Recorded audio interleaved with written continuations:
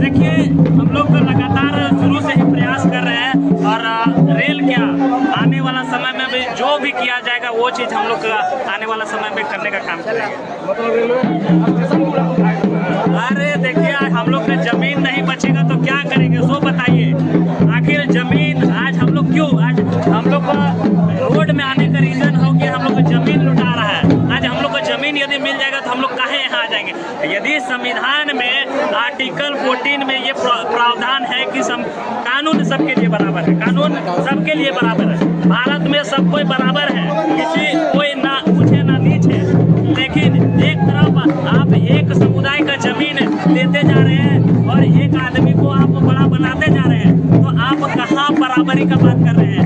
आज आरक्षण भी इसीलिए आया है ना, आरक्षण जो लोग बात करता है कि नहीं आज हमको आरक्षण मिल रहा है, तो आरक्षण इसलिए आपको मिल रहा है क्योंकि आपको कानून की नज़र में समाज में बराबरी लाने के लिए आपको आरक्षण मिला है। लेकिन आज हम लोग के समुदाय को ना किसी तरह का आरक्षण मिला, ना कुछ सरकार की तरफ से लाभ मिला, लेकिन हम लोग का जो जमीन है उल्टा हमारा जमीन को लूटा जा रहा है और जो हमारा पहचान है वो भी हमारे से छीना जा रहा है।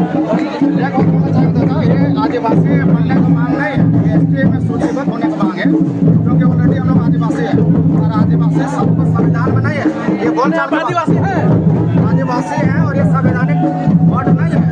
संवैधानिक एक शोषण नहीं हुआ। 1936 में जो 78 बब्बा थे वो आदिवासी सब का जिक्र किए थे। संविधान में कहीं जिक्र नहीं है आदिवासी सब का।